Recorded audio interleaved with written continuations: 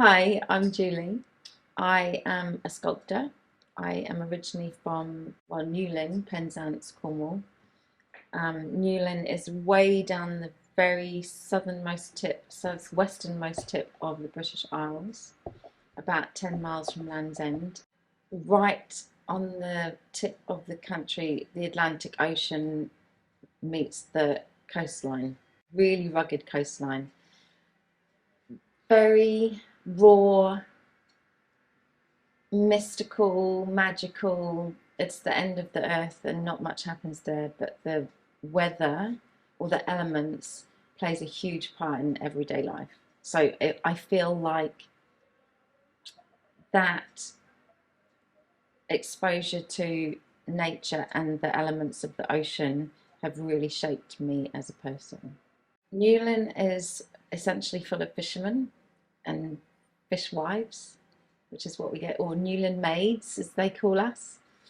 And it's a really old fishing village, so there's a lot of history. We live on the edge of the end of the world, and they are rugged people.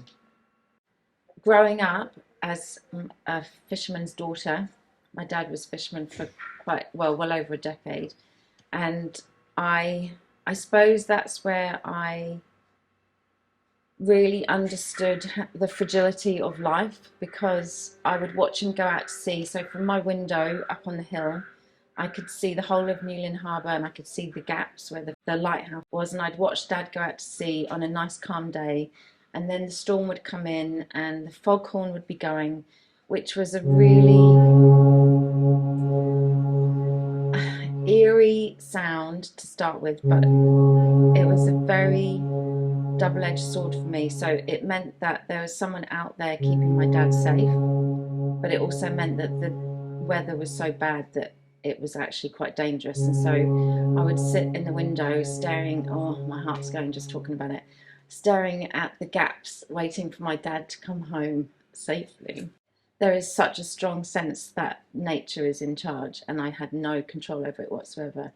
And I know my dad felt the same. He had 4 near-death experiences, and it was the last one that actually stopped him fishing. Newlyn, in terms of a community, has to deal with death on a daily basis. There's always someone they know that has been lost at sea, or there's someone that's been injured, or it's just a really hard lifestyle. And the people of Newlyn live with that day in and day out, and I think that it's hard not to grow up being aware of that. And the paintings of old Newlyn, because Newlyn is still it so looks like that. It's, I don't know, it's just really, they have a really special place in my heart. And I worked in Newlyn Art Gallery for quite a few years when I was really young, so it's sort of my introduction to art almost. And they yeah, somewhere they've buried down deep, and they are a really significant painting, school of painting for me. It's to the point where when I saw one in Auckland Art Gallery, I hadn't been here that long. The first time I saw it, I didn't know that it was a Newlyn painting. I'd never seen it before. It's a huge painting, and I walked in, and it was like someone had punched me in the stomach. It was just such a huge emotional moment, and I actually burst into tears in the middle of Auckland Art Gallery. And then I had to go and find out if it was a Newlyn painting. Well, it was, and it was actually a Newlyn painting of the road that I used to walk down to get to school, and it had the lighthouse in the background. And it's actually called something The Kingdom of Heaven by Frank Bramley, and it's a funeral procession of a little child. So it's really a really emotive painting anyway. But it's such a distinctive style that it was just, yeah, I recognised it even though I'd never seen the painting before. It was just, yeah, phenomenal. I'll never forget that moment ever. And I think that's Newlyn. It just gets into, well, Cornwall actually, it just gets into your bones. I can't extrapolate myself from that place, even though I live on the other side of the world. It's it's part of me.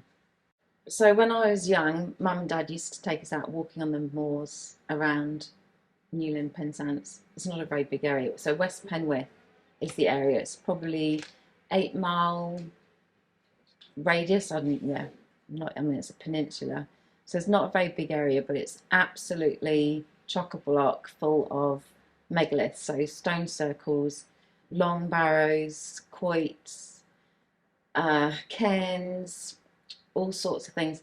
Also, ancient disused tin mines, which just adds to the landscape. But the megalithic structures were just sort of always there, didn't know anything about them. We used to climb all over the top of them. Mum told us what they were called, but it didn't really mean anything, and we certainly weren't taught about it at school. So I grew up knowing they were there. They did mean something to me, like they were quite magical places. They're just huge pieces of stone, and so it's quite hard to not be impressed by them. But I didn't know that they belonged to another period in time, as it were. I didn't know what they were, didn't know who built them. They were just there in the landscape, very much abandoned. Yeah, it wasn't until I got to New Zealand that I really discovered how much I missed them, or how important they were to me. And so every trip that I went home, I would go and visit the stone circles. My favourite stone circle was Moselen, because that's just up the road from me. But in all my trips home now, I go and visit something new or somewhere I haven't been for a long time. And so it's now sort of become I suppose it is a bit of a pilgrimage that I go and discover something else every time I go home. They are magical, mystical places. It's really hard to articulate how I feel, because you're standing next to a monument that is 4,000 years old. Like, how do you even contemplate 4,000 years old? Like, we talk about buildings being old when they're 100 years old, and that's 4,000 years and it's still standing. It's the people that made that. What were they thinking, and why did they do it in the first place? And it's so, to stand there and try and understand all of that is incredible, actually. Like, I don't know what the answers are. All I know is how it makes me feel, and trying to articulate that in words is incredibly difficult. Trying to articulate that in 3D is way easier. It's sort of, and I think for me it's trying to find the essence of that feeling is what I'm trying to do in my work. There is something really magical and mystical about those sacred sites. When I'm there, I can feel it. I don't know what that feeling is, and I'm trying to understand what that is. And I think in trying to understand that, I then started researching everything I could find in New Zealand about the people that made them. So those sites date from Neolithic all the way through to Iron Age. The people that made it lived their day based by the seasons and the sun rising and the moon rising and setting, and so everything about their life was orientated around cycles. And so the stone circle of 19 stones, which I've now discovered relates to the sun and the moon are in the same place for a very brief moment, and then it takes 19 years for that moment to come back round where the sun and the moon are at the same place again. I think it's interesting because when I started out on this journey of discovery, I saw them as very separate entities, like Murray Maiden Stone Circle, Tregursil Stone Circle, Boscawen Stone Circle, Lanyon Coit, Malfra Coit, Zena Coit. There's numerous standing stones in amongst all of that. And now what I realise from studying in New Zealand is that they are all connected, and there's alignments everywhere in terms of some of them, like for example Stonehenge, lying with the sunrise on the summer solstice or the sunset of the winter solstice. But actually what I've now realised is that it's all about the landscape. Most of the ones that I've researched, if you stand for example at Coit, you have in your eye line Carnconegic, which is literally just an outcrop of rocks, and there probably is hut circles and cairns there, but it's a big outcrop of rocks with a notch in it. And when you stand at Chun Quoit on the summer solstice, you can watch the sun setting, and it sets and it drops down into the notch of Carnconegic, and apparently a meter either side of the quoit, and it won't be the same. So it's literally standing at that point is where you'll see the sun setting in between this notch. From Carnconegic, you look down the hill and you see Tregesil stone circle, which they now think used to be 2 stone circles, which is quite significant, 2 together. So from Tregesil, you've got 5 hold stones within a stone's throw, but you can see them. From one, you are in the eye line of another one, and so there's various different thoughts around that, whether they're boundaries, whether it's more of a practical. Okay, this is if you can see. If you're standing in one spot and you can see another one, you always know where you are in the rest of the landscape. I'd like to think it's a little bit more spiritual than that. I think it's more of a ritual walking from one space to another. What I read about in terms of their belief systems was really resonated with how I feel about living in nature. Coming as an English person, a British person, coming into winter and celebrating Halloween is a really significant time of the year. It's been overrun slightly with Christian holidays and festivities, but the pagan side of things, as in the real old historical pre-Christian, whatever you want to call it, way of life, coming into winter was a really scary time. The sun is disappearing, and that means death is coming. Like, it was actually a real scary time in their year, because death was a real thing with winter. Like, there was no food, there's no sun to grow crops, there's no more warmth from the sun. It was a very dangerous part of the time of their year. And so to celebrate light in the middle of winter was a really important thing for them. So they used to light fires, beacons on the top of the hill. We have mid-winter solstice, which is when they would celebrate the light coming back. So they light fires.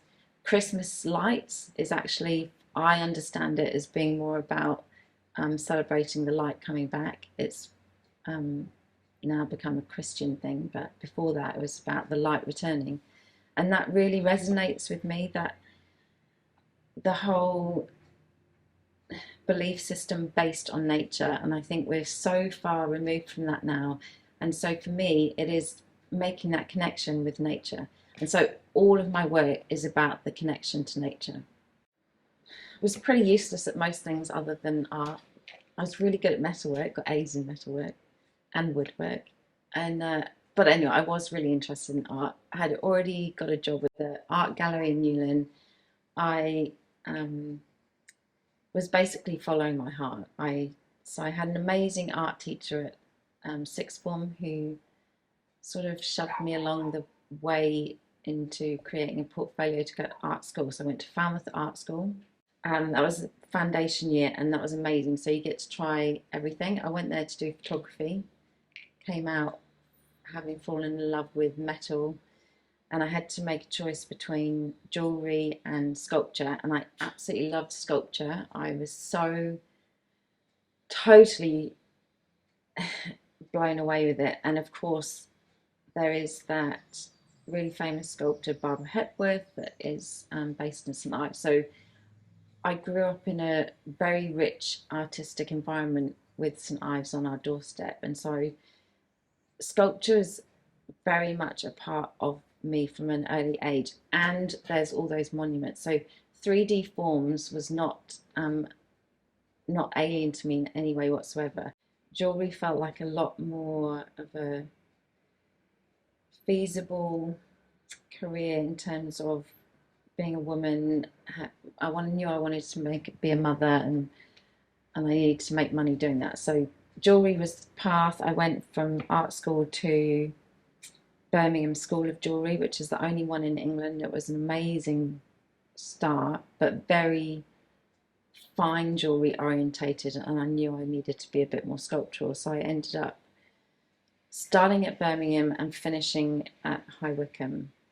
And yeah, it was probably a really good choice for me, actually. So I got a bit of both.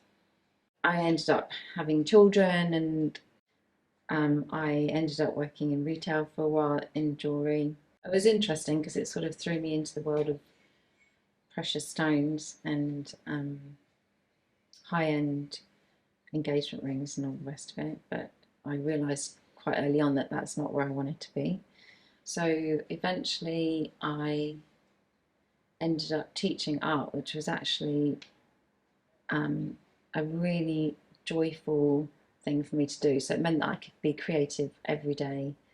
I broadened my skill base immensely. It meant I got to do clay, painting, puppet making, paper make, like every single subject you possibly think of. I taught adults, I taught children, I taught special needs, I taught vulnerable youth.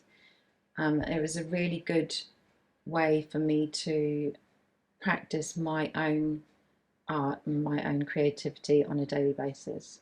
I think of jewellery as small scale sculpture, and I think as a jeweller I started getting really frustrated with jewellery because it has to be comfortable, it has to fit the body, it has to not catch on things, it has to fit around a finger. If it's a pendant, it has to sit flat. If it's an earring, it has to hang, and yes, so many constraints to creating a sculptural form that I started looking at stone carving in omori. I discovered omori stone, and because it's so soft, you can essentially carve it with a teaspoon. And I had no carving skills whatsoever, didn't know anything at all, but I knew that I could chisel it, sand it, whatever it was, with everything I had in the shed down the bottom of the garden. So that's what I did. I got a lump of omori stone and I created my first sculpture, which I was delighted with. And from there I ended up doing a big one, which was about, I think it was a ton of omori stone, and it ended up being about 1.5 meters square-ish, something like that. And that was the beginning of, okay, this is what I want to do. And so from there, I had already started working at Corban Estate Art Centre. I started hanging around the stone carvers, being a little bit irritating and asking what they were doing. And well, actually, I ended up being offered to share a space with Stephen Woodward, which was the beginning of it all, because he basically taught me everything I needed to know in terms of stone carving. But at the same time, I was doing all these drawings and he was looking at them like, well, you can't make that out of stone. And that's the moment when I realized, oh, okay, this is metal. This needs to be fabricated in steel. And so then I went and annoyed the steel workers, and they taught me how to weld and how to grind and where to buy materials. And so 5 years down the track, I am in my own studio with my own tools, making metal work. When I first started in steel, I I put in a submission to Sculptor on Shore and I got accepted. But at this point, I hadn't actually made anything in steel. I was beginning to, but I was halfway through it. And so when I got accepted, I went, now I've got to make the bloody thing. So, and I had to go big or go home. I just wanted, because I'm a jeweler and I'm sick of like working on this scale. And so I just wanted to do something really big. The first sculpture was 2.2 meters, and that was the big spiral. It's not easier or harder, it's just bigger. I've got so much help around here, and I couldn't have done any of it without these guys here at Corban's. But so I showed Anton, it was Anton that was helping me at the time, my design, and he said, well, that's too hard to make, considering you've never made anything before. You need to simplify it. So what I ended up making as my very first piece of sculpture in steel was a spiral.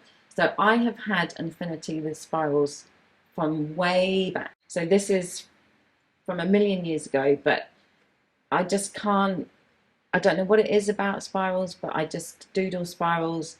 They are just one of those shapes that really appeal to my nature. I don't know what that is. So it was a spiral, but it's a Celtic spiral for me, as in the Celtic spiral is about infinity, it's about life and death and continuity of life. So that was the first thing I ever made. Then I had to move forwards from that, and I knew what I wanted to make, and it was going back to the drawings that I was drawing when I was working with Steve in stone.